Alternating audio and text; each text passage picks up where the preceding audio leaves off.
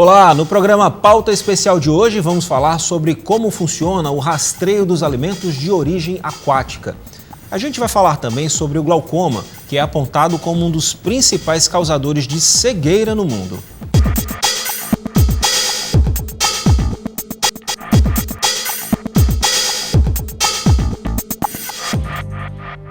Você sabe o que significa rastreio de alimentos de origem aquática? A resposta parece meio óbvia, mas não se trata apenas de saber de onde vem a comida. É saber também quais são os produtos e insumos utilizados em todos os momentos da fabricação desse alimento. Para explicar como é que isso funciona, eu converso agora com Emerson Soares, que é professor de Ciências Agrárias da UFAL. Professor, seja muito bem-vindo ao nosso programa. Vamos começar a nossa conversa explicando primeiro o que são esses alimentos de origem aquática, de fato. São os industrializados, é isso? Olha, os alimentos de origem aquática são os pescados que podem ser industrializados ou também vir de forma artesanal, né? Sem nenhum processamento, vendido in natura em mercados e feiras, por exemplo. Então vale para tudo. Isso. Como é que é feita essa rastreabilidade? Bom, primeiramente a gente precisa dizer que no Brasil a gente não tem ainda legislações específicas para a rastreabilidade. Algumas iniciativas de alguns estados, né? Se eu não me engano, 5 estados aqui, com São Paulo encabeçando, que tem um modelo de monitoramento desses organismos que é bastante confiável, mas a maioria dos estados não tem esse modelo. Então não se faz rastreabilidade, seria isso? Eu diria que são iniciativas pontuais, não tem um programa que tenha esse monitoramento constante, o que é uma pena, porque a gente, esse pescado, esse produto de origem aquática, ele está sujeito a uma série de substâncias que são lançadas no ambiente aquático. Principalmente a questão, vamos separar as coisas, né? Assim, o in natura você tem ele vendido normalmente em feira, em mercado, nem sempre as condições de higiene estão corretas. E o industrializado também, né? Ele leva produtos químicos, ele leva aditivos aí. Se não tiver um controle, o consumidor é que se prejudica, né? Eu diria que os industrializados eles têm um maior cuidado, porque eles precisam ser exportados, eles passam por um processamento que tem certas exigências do Ministério da Agricultura. Já os que estão in natura em mercados e feiras não têm esse controle, e aí está o problema também, né? Por exemplo, a gente sabe que muitos desses produtos que vêm aqui no estado de Alagoas, por exemplo, ele vem de origem duvidosa. Nós não sabemos de onde vem, se a região é uma região que recebe aporte de esgoto, por exemplo, esgotos domésticos, ou também a questão de agrotóxicos, enfim. Então, muitos desses produtos não têm uma origem, vamos dizer assim, de uma origem classificada, ou seja, de onde vem, é uma região realmente que está livre de algum produto, uma substância que seja tóxica ao ambiente. É uma matéria-prima que de fato pode ser utilizada para aquele fim, que ela de fato pode ser usada para alimentação humana, seria isso? Justamente, nesse modelo aí. Agora, eu perguntei para o senhor como a rastreabilidade é feita. O senhor disse que apenas em alguns estados ela é feita, não existe uma legislação. Como é que ela deveria ser feita? Como é que seria esse processo para ser de fato positivo, né? Bom para a gente, bom para o consumidor? Bom, vamos pensar o seguinte, nós temos os animais que são filtradores, como os bivalves, que a gente chama de ostras, aqui nós temos o maçuni, o sururu, por exemplo. Esses são produtos que a gente tem que ter muito cuidado. Por que nós temos que ter cuidado? Porque são organismos que são filtradores. Então, tudo que está na água, ele está filtrando. Se tem metais pesados, por exemplo, produtos, substâncias ou organismos, a parte microbiológica, ele tem que ser feito um controle microbiológico e um controle também químico. Por exemplo, na Europa eles fazem, quando um produto é comercializado, um bivalve, por exemplo, eles fazem todo o monitoramento do ambiente aquático e eles ainda fazem cerca de 15 análises, sejam microbiológicas e sejam também química. Esse é uma vertente. O segundo ponto é o pescado mesmo, o peixe, o camarão, por exemplo. O peixe, eu diria a você que até a forma de monitorá-lo é menos eficaz, ou seja, é menos realizada, né? Por quê? Porque o peixe, embora ele esteja no ambiente aquático ali, muitos são filtradores, outros não são. Mas aí é que está o problema, porque muitos desses aí, eles bioacumulam o produto, seja um metal pesado, no seu músculo, na sua carne, nos seus órgãos internos.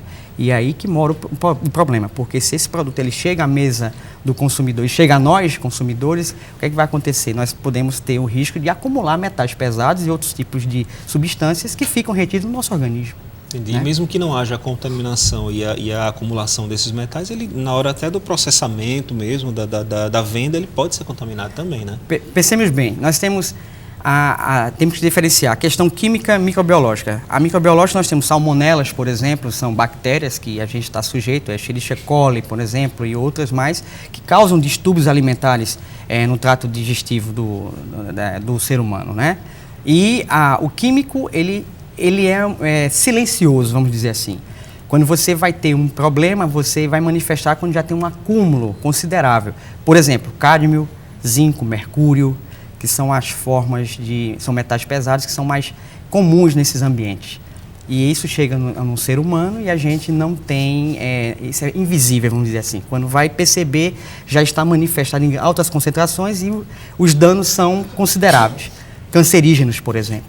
Pois aí as pessoas ainda tendem a acreditar, por exemplo, que cozinhar bem pode resolver, passar limão pode resolver. Eu me lembrei de uma situação antiga que as pessoas pegam um sururu ali na beira da lagoa e ele vem contaminado e muita gente diz, eu boto limão, eu boto vinagre, isso não resolve, né? Justamente, veja só. Resolve, de repente mata a salmonela, mas para a questão do metal pesado, não. Vamos pensar o seguinte, alguns produtos você consegue eliminar no cozimento, tudo bem, mas a maioria deles você não consegue eliminar. Vamos imaginar um sururu, uma maçuni, por exemplo, em um ambiente que ele esteja impróprio para vamos dizer assim, para consumir, né? Um ambiente que está ali poluído e ele, teoricamente, ele está impróprio para consumo. Esse organismo aí, um maçuni, um sururu, que filtra isso aí durante meses e meses, quando você retira esse produto da água, ele tem que passar por um processamento que a gente chama de depuração, primeiramente. A depuração, de alguma forma, ele vai livrar de alguns contaminantes. Por exemplo, algumas bactérias e alguns produtos também, alguns metais. Mas nem tudo é eliminado ali. E aí é que mora o perigo, né? Vamos imaginar, algumas pessoas comentam, como é que esse produto que está contaminado com mercúrio, por exemplo? O mercúrio é uma forma que se encontra disponível no ambiente, de forma comum, né? Ele, com o aumento da temperatura, ele vaporiza e ele termina chegando aos ambientes aquáticos. Pode ser por um tipo de solo que esteja contaminado, ou pode ser, por exemplo, pelo próprio vapor de mercúrio. E esse metilmercúrio, ele se acumula nesses organismos. Teve um caso muito interessante uma vez que foram encontrar em atuns, que são peixes de altas profundidades, com níveis altíssimos de atuns. Isso foi detectado na União Europeia e nos Estados Unidos. E eles queriam saber de que forma isso chegava. Então imagine o seguinte, o mercúrio ele é bioacumulador e não consegue ser eliminado tão facilmente do organismo. O fígado, que faz esse papel, o rins, por exemplo, de filtragem de trabalho, de quebra da molécula, né, do metal, ele não consegue eliminar. E como é que chegou o atum, então? O atum ele se alimenta um peixinho pequeno se alimenta de uma alga que está contaminada. E o peixe maior se alimenta desse peixinho, até chegar ao atum. Chega no fim da cadeia, né?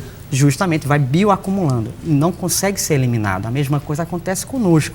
Como é que a gente vai conseguir eliminar certos produtos que bioacumula e não são tão fáceis de ser eliminados pelo organismo? Somado isso ao consumo constante, né? Que você está comendo aquilo ali sem saber o que é que de fato contém. Então isso aí gera prejuízos mesmo para a saúde, né? Com certeza. Nós temos, inclusive, várias formas desses produtos chegarem, né? Até o ser humano. A gente tem que lembrar o seguinte, que o primeiro impacto, porque a gente fala de pescado, embora eu tenho que enfatizar que o pescado é um dos organismos mais saudáveis para se alimentar, claro. Eu não estou sendo contra aqui a gente comer o pescado. Seja o pescado, de fato, de boa qualidade, né? Ou seja, de origem que a gente... Boa origem, na verdade. Perfeito. Não foi a qualidade, que o termo foi errado. Origem, de fato. A boa origem, a saber de onde vem, se é uma região que tem um monitoramento, que tem certas condições físico-químicas da água e também de controle de metais. Embora, eu comentei contigo, a gente percebe o seguinte, poucos estados fazem esse monitoramento, mas existem iniciativas pontuais Por exemplo, existe aqui em Alagoas situações como a ostra da Palateia, que ela passa por um certo cuidado. Em alguns restaurantes você come ostra depurada, né? Ela fica lá naquele tanquezinho, aquilo também ajuda. Justamente, bastante. é um processo de cloração, um processo que tem filtros UV, ultravioleta, que faz o tratamento de retirar bactérias. No Brasil, não existe essa legislação, está tramitando alguma coisa pela vigilância sanitária que vai para a consulta pública, não é isso? Correto. Existem algumas legislações, como eu disse, em alguns estados. Por exemplo, Santa Catarina é um dos estados que estão mais avançados nessa questão de rastreabilidade e origem e qualidade do produto, além de determinar níveis aceitáveis de certos metais ou certas substâncias na composição do pescado. Mas, tirando esses poucos estados aí, por que Santa Catarina e São Paulo? Porque são estados produtores de bivalves e inclusive os bivalves, como eu chamo, as ostras, são os maçonis, as vieiras, por exemplo, que são bastante consumidas. Esses produtos, eles passam por um certo processamento já, porque tem uma cadeia alimentar já bem... Aliás, é uma cadeia alimentar bem trabalhada, vamos dizer assim, que tem influência do poder público e também são bem organizados em cooperativas. Então, eles têm um cuidado realmente de levar um produto à mesa do consumidor que esteja isento desses produtos. O produto rastreado, ele vem rotulado, ele vem com todas as informações ali a respeito dele, informações nutricionais. Isso é bom para quem tem, por exemplo, alguma restrição alimentar, saber de fato o que é que tem naquele produto. E isso acaba valorizando também, por exemplo, produções agroecológicas, claro, produções orgânicas. Isso é uma maneira até de dar valor. Dá só um exemplo para você. Temos o exemplo do pirarucu na Amazônia. A gente chama de selo verde, é o pirarucu selo verde. O que aconteceu com esse pirarucu é que antes ele quase entrou em extinção. E ele foi recuperado e como é que chega a ter o selo verde? Primeiro é feito o manejo correto. O manejo correto é você trabalhar de forma correta a preservar as futuras gerações. A segunda coisa é que envolve populações tradicionais, que é uma coisa interessante também, você gerar renda para aquelas populações do local. E a terceira coisa é o controle e o monitoramento do ambiente que o pescado está. Então, é um exemplo bem interessante que a gente tem observado vindo da Amazônia, aqui do Amazonas, com o pirarucu, que já é exportado. Que valoriza, né? Professor, só para a gente finalizar a nossa conversa, o consumidor ele fica refém dessa falta de legislação, mas existem maneiras que as pessoas possam, de repente, se prevenir para tentar consumir alguma coisa de melhor origem? Olha, vou te dizer uma coisa que a gente tem até uns projetos que a gente está levando à frente, tentando estabelecer o monitoramento de algumas áreas de captura, por exemplo. Temos o São Francisco, que a gente tem uma preocupação com os produtos que são utilizados lá, os agrotóxicos. Eu falo do consumidor mesmo, professor. Assim, tem alguma coisa que eles possam fazer para a gente ficar de olho? Vou evitar tal produto, evitar... Existe algumas alterações. Visualmente, a pessoa que não tem muita noção, ela não tem não tem como visualizar. Tem como, né? Fica meio refém. Porque, por exemplo, metais pesados é muito difícil, tem que ser um monitoramento com, vamos dizer assim, com equipamentos mais... Entendi. Mas algumas noções da morfologia do animal, a forma do animal, a cor, a coloração do olho, as guelras, por exemplo, porque também tem a qualidade microbiológica, a gente tem que ver. Entendi. Uma vez um pescado fora da água, ele tem aproximadamente 2 horas, após 2 horas, sem estar em um ambiente bem acondicionado, ele já vai ter bactérias ali se infiltrando no seu músculo. Ok, então, professor Emerson, muito obrigado pelas informações, seja sempre bem-vindo ao nosso programa. Eu que agradeço. Bom, depois do intervalo a gente vai falar sobre o glaucoma, uma das principais causas de cegueira no mundo.